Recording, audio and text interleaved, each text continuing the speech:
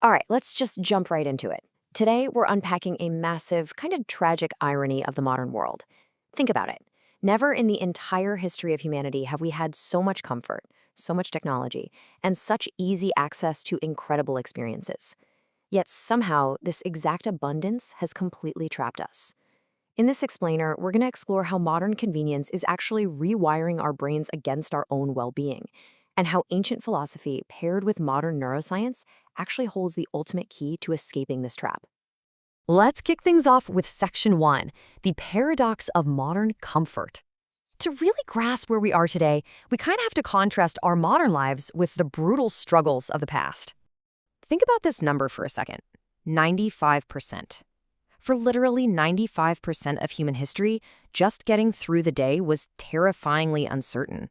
People didn't know if the harvest would be good, if they'd survive a harsh winter, or, if their village would be invaded. Famine and disease, those weren't just abstract concepts. They were constant, everyday realities hanging right over our ancestors' heads. But look at us now. Contrast that constant ancient panic with our reality today. We've gone from running away from actual predators to living in what's essentially an endless all-you-can-eat sensory buffet. Honestly, today, anyone can experience more sensory stimulation in a single afternoon than our grandparents did in their entire lifetimes. We've got endless flavors, ultra-cheap entertainment, hot showers, advanced medicine, and solid roofs over our heads. Statistically speaking, for the vast majority of us watching this, our basic survival needs are completely, 100% secured. So here's the kicker, right? Despite living in what is objectively ultimate physical safety, we are seeing absolute record highs of unhappiness, dissatisfaction, anxiety, and depression. With all of our historical survival-level problems supposedly solved, we really have to ask ourselves, why are we facing a literal epidemic of emotional illness? Why are we so sick when we seemingly have so much? That brings us to part two, the function of the human being.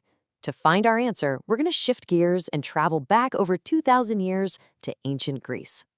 Let me introduce you to Aristotle. And hey, please don't just picture some dusty historical dude in a toga. Yes, he learned under Plato and he mentored Alexander the Great. But more importantly for us, he was one of history's most acute behavioral observers. He looked closely at life to figure out why people do what they do. Why do we repeat toxic patterns? Why do we relentlessly self-sabotage? He came at this by asking a pretty radical question, one that honestly almost nobody asks anymore. What is the actual function of a human being? He reasoned that everything is a function, right? A good knife is one that cuts well. A good eye is one that sees clearly. So, what makes a human being good? What makes a human life well-lived? Aristotle concluded that our function is to live according to reason.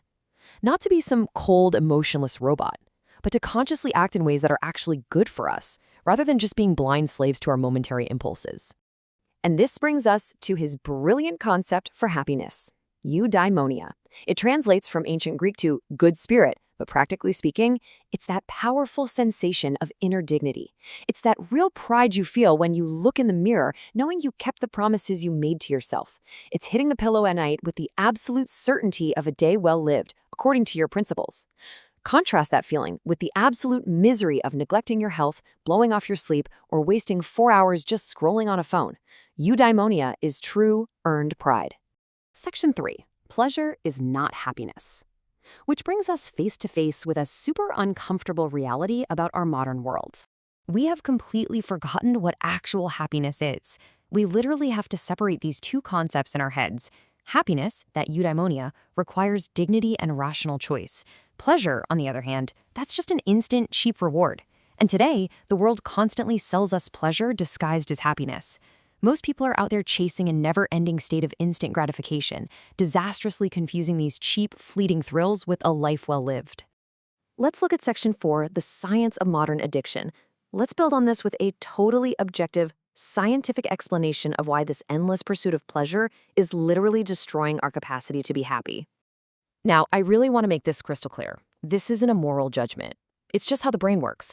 We are shifting gears from philosophy straight into hard, clinical neurobiology. We're talking about the brain's internal reward system. Welcome to the cheap pleasure seat.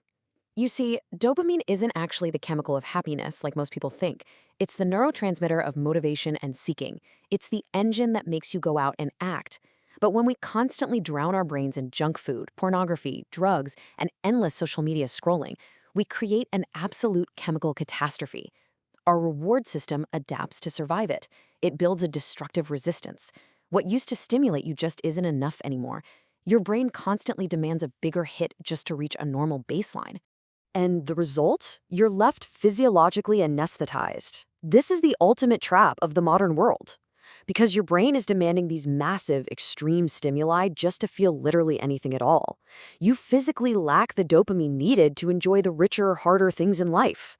You become fundamentally incapable of feeling joy from working out, eating a healthy meal, reading a book, or just hanging out in nature with your friends. Your physiology has essentially been hijacked. Moving on to part 5, mesodotes, the rule of the middle ground. So how on earth do we fix this? Let's go back to Aristotle. What's absolutely mind-blowing here is that in his work Nicomachean Ethics, he diagnosed this exact dopamine crisis over 2 millennia before brain scans were even a thing. He called the solution mesotos, or the middle ground. Aristotle argued that true virtue is always the intelligent middle ground between two extreme vices, a deficiency on one side and an excess on the other. For instance, absolute restriction of food ruins your relationship with it, while binge eating destroys your body. Total apathy leaves you empty, while an excess of stimuli leaves you completely riddled with anxiety. Finding that middle ground, living with intelligence and actually dosing our behaviors, that is where true virtue and real recovery lie. Aristotle wrote that virtue consists in acting at the right time, with reference to the right objects, towards the right people, with the right motive, and in the right way. I mean, think about it. Think about how infinitely better a meal tastes when you actually practice a little temperance and restraint, when you put the phone down and eat slowly. You actually taste the food. By intentionally limiting our excess, we literally restore our brain's physiological ability to enjoy life. And finally, Section 6, the 10-minute challenge. We've seen the trap, and we've got the ancient blueprint to get out of it. So I'm issuing a practical call to action right now to break free from this dysfunctional herd mentality.